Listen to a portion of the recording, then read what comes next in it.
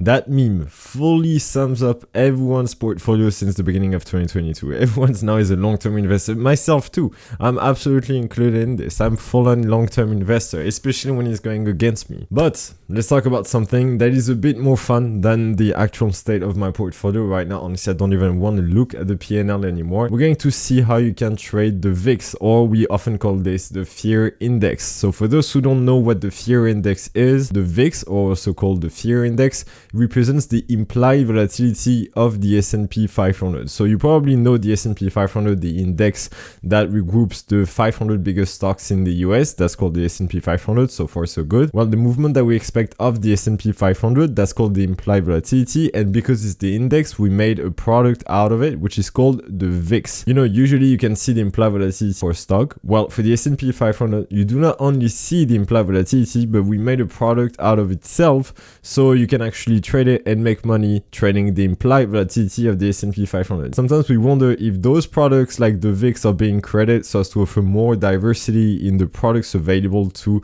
the investors, or if it's just another way of making a ton of money, but whatever. So the VIX represents the implied volatility of the S&P 500. Okay, so far so good. But why am I talking about this? Why are we bothering trading like the implied volatility of the S&P 500? That seems like a lot of hassle. Does it really work? You see, the thing with the implied volatility in general, and especially with the VIX, with the implied volatility of the S&P 500, it has some very, very strong tendencies to revert back to a mean. And if we look at how it looks, this is basically the chart for the VIX. So at first, if it's the first time you're seeing this, it probably doesn't make sense. What you're looking at right now is the chart for the VIX for the implied volatility of the S&P 500, okay? As you can see, it's very choppy. It's moving all the time a bit up very quickly, and then it's coming back down around the 17 level, somewhere around this. And the particularity of the implied volatility, and that's for the VIX, but that's also for all the implied volatility of all the stocks. Well, when the stock or the S&P 500 is going down very quickly, the implied volatility has the tendency to go up very quickly. Basically, this part is the beginning of 2022. We can see that the market went down, and what you can see is that the VIX went up. It actually went up to 38, and now it came back down, and then it came back again up to 37.57, and now it's around 31. Okay, so that's basically how it works. And if we compare this to the S&P, it matches quite well in an opposite way what the S&P 500 is doing. So when the S&P 500 is going down, we can see that the VIX is going up. And when the S&P 500 is going back up again, like we had at the end of January, you see that it went back up a bit. Well, the VIX is going to go back down again.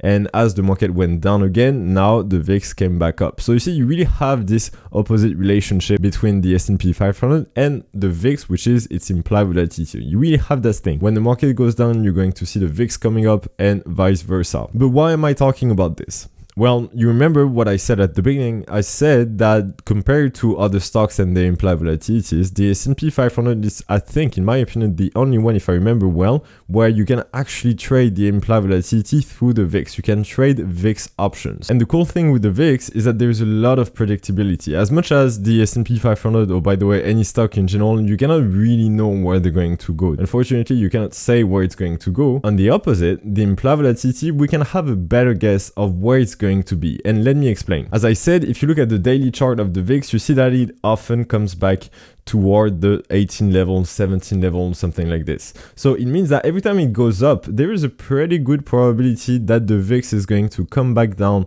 to lower levels around the 17, 18 level, as we can see on the last year. If we look at the weekly chart, you can see that it also comes back down. So of course we had the crash of 2020 where we see that we reached like 84 for the VIX, which was, it's been a really long time that we hadn't reached 84, and you see that now it came back around 31, which is still high if we look at, for example, what was happening before the VIX was always going around 12 or 13, but you see that it has that very big tendency of coming back to lower levels. So in theory, if we see that the VIX is going up and it's around, like, for example, 30, because it always come back to a mean of around 17, 18, or at least what we've had over the past year, and over the past years in general, it was coming back around 12, 13.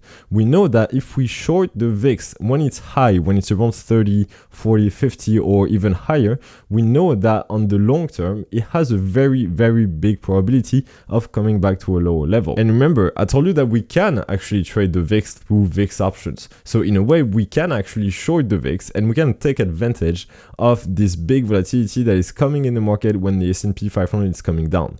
And compared to stocks where we do not know where they're going to go, well, the implied volatility, as you can see, we can know that it will tend to revert back to a mean. After that, how long will it take? How high it will go in the first place? This we don't know. But we know that if you short the VIX when it's really high, it has a very strong chance of coming back to lower levels like you see 17, 18. And now you understand why I wanted to make this video, why I wanted to talk about the VIX, is that as it's high right now, as you see, it's around 30.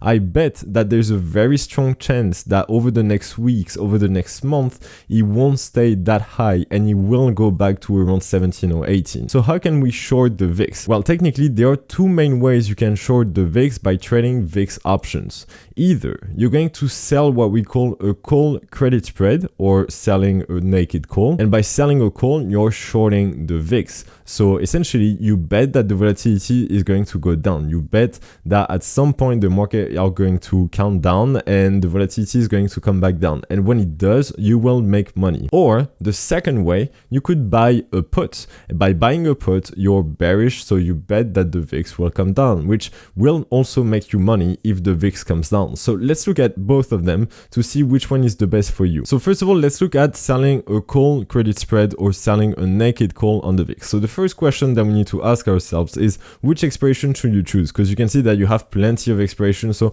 which one should you choose to sell a call credit spread or a naked call? Of course, if you know me, you know that I'm always a very big believer in saying that there's no perfect expiration, there is no perfect strike. As much as a lot of people will tell you that there is a perfect strike, a perfect strategy, it's false. I can tell you it's false. It always depends on what you want. And trust me, if there was a perfect way of actually choosing an expiration, of choosing a strike, I will make a ton of money. So if you were thinking of selling a call credit spread, me personally, what I would do is probably go for the April 2022 expiration. And the reason is it's 50 days away until expiration. And I think that it leaves a pretty good time between now and the expiration for the VIX to come back down. The thing is, I wouldn't necessarily be confident selling a call credit spread in the March 15 expiration, which is only 14 days to expiration, because to be honest, I don't know if over the next 2 weeks, the situation will, count down and the volatility will go down. However, I'm pretty sure that over the next 50 days, the volatility will come down. That leaves me a pretty good window of time where, okay, maybe the volatility is not going to come down over the next days, but until April 20th, I'm pretty confident that until then, the volatility will have come down and we will have made money. Of course, nothing prevents you from choosing a closer expiration. If that's what you want to, there's no problem. However, maybe ask yourself that question. Do you think the volatility will come down by the expiration that you choose? That's the most important question when it comes to this type of trades. You don't want to just sell a call credit spread that is 5 days to expiration, because that really doesn't leave you a lot of time to be right, compared to 50 days to expiration where, between now and then, there's a very strong chance, seeing what we saw historically, for the VIX to come back down. So let's say that we go for the April 20th, 2022 expiration. So as you can see, you have the calls on the left side, you have the puts on the right side. And if you forgot how to use the call credit spread strategy, you need to sell a call and then buy a call at a higher strike. So in our case, we would go on the left side because that's where calls are. And let's say that I was, for example, selling the 37.5 strike and I was, for example, buying the 45 strike. So you see that that would be a trade where I would have a max loss of $660 and I would make a max profit of $90. By selling a call credit spread, you have a max loss. You're capping your max loss. If you don't want to have a max loss, you could always sell just a naked call. So if I remove the long leg, if I remove the call that I'm buying, you see that now I'm selling a naked call and I could make a profit of $300. And the max loss is theoretically unlimited. And to be honest, there's a lot of people that are going to sell naked calls and usually it goes very fine. And especially when it comes to the VIX, because it represents the implied volatility of the S&P 500. And historically, we see that the VIX always comes back to around 17, 16, 18, whatever, this type of low levels. We know that there's a very, very strong probability for you to be right. However, we also know that sometimes the VIX goes to 84, like we had in the Corona crash in 2020. Because the thing is, if the VIX actually goes even higher, because let's say we go through a crash and it goes to 84 like it did in 2020, you would be in a loss of $3,700 if you were selling that call, collecting $300. You could potentially have a very big loss, it's true. However, as I said, and as you know, it's very likely that the VIX will come down. So even if it goes to 84, compared to a normal stock where literally there's no limit, like it can literally go to the moon, well, for the VIX, we know that it will go down at some point because the volatility will come down. However, I totally understand if you're not comfortable placing this type of trade and you want to have a max loss. That's why if you want to have a max loss, you can buy a long leg, for example, at the 42.5 strike, and you can make it wider if you want to increase the credit that you're receiving. You see that now I'm making a max profit of 130 compared to if I bring closer the long leg that I'm buying, it's going to reduce my max profit and my max loss. So personally, what I would tend to do, because we know that there is such a strong probability for to see the VIX to come down, I would tend to widen a bit my strikes. And let's say that I would collect 160 so as to collect a bigger credit and so making more money. But of course, I will have a potential bigger max loss. That was the first way to trade VIX options. So that's one way of doing it when there's a lot of volatility. You could sell a call credit spread, as I said, and make money that way. That's something that I've done like quite a lot throughout 2021. I sometimes forget to do it because I have other trades going on, but it's always a good trade to place because there's such a big probability of being right. But there is another way of doing it that you might prefer if you like to have capped max loss and potentially very big rewards. So if we go back in the April 20 expiration, now we're going to focus on the right side of the option chain where puts are. Because if you buy a put, then you're bearish. You want the stock to go down. So if we buy a put on VIX options, then we want the VIX to go down, meaning that we want volatility to decrease. So that's another way you could make money off high volatility when the VIX is high. So for example, if we were buying, let's say the 32.5 strike, you would pay $790 in premium, but you could make a lot more money. If the VIX was going back to 18 and you were buying that put, then you would make $700 of profit. That's why it can also be a great way of making money by buying a put on the VIX, because as we said, we know that there's a very strong chance of seeing the VIX come back down. So you could also buy a put, it caps your loss, and you have an unlimited profit. If it goes to 12, well, you could make even more money. If it goes to 12, you would make $1,200 on that trade, in my opinion. And here, it's only my opinion. It's only the way I would do it if I was buying a put, because if you've been watching my channel, you know that I prefer to sell options and I rarely buy option. But if I was buying a put on the VIX, I would actually do something a bit different. I would go very far at the money to buy a put, in a way to buy a lottery ticket. And the reason I would be doing this is that there's a lower probability of being right, of making money, because you're buying a very far at the money put. And when you buy very far at the money options, you have lower probability of profit than if you buy a closer at the money put.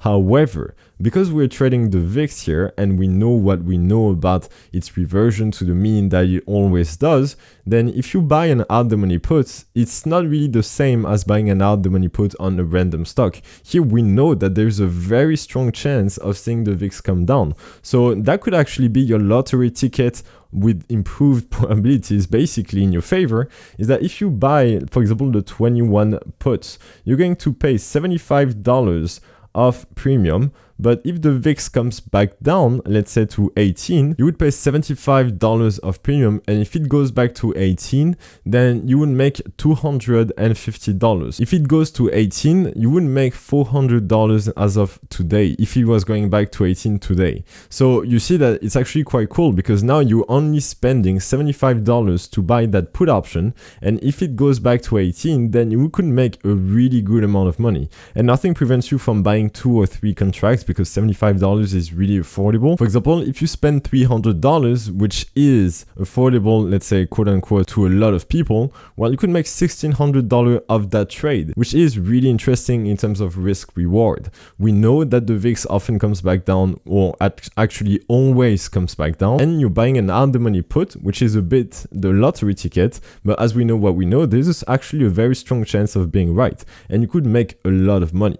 The only downside I would say to that strategy, to buying a put on the VIX, is that you have the time working against you. When you buy an option, every day that passes, your option is going to lose a tiny bit of value every single day. That's what we call the time decay. So in our example, if you buy a put at the 21 strike, you would lose around $2 a day until expiration. And that amount is going to increase exponentially as we get closer to expiration. That's why usually people are not fine with buying options, and that's really a big disadvantage, is that you have the time working against you compared to when you sell options. While you're earning that time decay, the time is actually working in your favor. So what do I prefer? What do I prefer? Do I prefer selling a call credit spread, or do I prefer buying a put? Well, to be honest, historically, I've always sold call credit spreads on the VIX. I think all of my trades actually became winners because, as I said, the VIX tends to come back down. But right now, I want to change a bit the strategy, and I want to buy a put so as to show you that you can also make money in different ways. Hopefully, I make money, because if I don't make money on that trade, that video is not going to age well at all. So hopefully, I'm making money. What I'm going to do is that I'm going to buy 2 puts at the 21 strike, which makes an investment of $150. That's what I'm going to pay as premium so as to buy those 2 puts. And if the VIX comes back to around 18, which was its average over 2021, and as you can see, it's very likely that it goes back down to 18, well, I would make $800 if the VIX was falling today. And at expiration, because of that time decay, as I said, I would basically make $500. So you can see that I would still make a lot more money. So should I place the trade? Well, let's go for it. So as you can see right now, you have this bar where you can adjust the price that you're going to pay for your put. Either you want to pay a bit cheaper or you want to buy it at a more expensive price. The difference and the reason why you would want, for example, to buy at a more expensive price is to be filled directly. So getting filled means finding a seller on the other side. If you, for example, trying to buy something at a more expensive price than what the market is offering, then you're going to find sellers very quickly. Imagine if you want to sell your car and let's say the price is around $10,000, whatever, and all of a sudden you just say, okay, now it's only $2,000. Well, you're going to have a lot of people knocking at your door because $2,000 for a $10,000 car is very cheap. That's what getting filled means. When you suggest a price that goes in the other party's favor, then you get filled. That's how we call it. You get filled a lot quicker. So what I'm going to do is that I'm going to suggest $75 per put contract. So $150 in total because I'm buying 2 of them, and hopefully I make money. So let's try to get that filled. Boom, it's filled. You heard the noise. It's the getting filled noise. So now I have 2 put contracts on the VIX, and if it goes back down, well, I'll be making money. And I'll make an update video so as to make sure that, you know, you can see the outcome of this trade. We have 50 days in front of us, so a lot of time, and I'm quite confident in that trade, to be honest. Hopefully you enjoyed that video and you learned something about the VIX. Please make good and informed decisions. I'll see you in the next video, and in the meantime, I wish you all the best.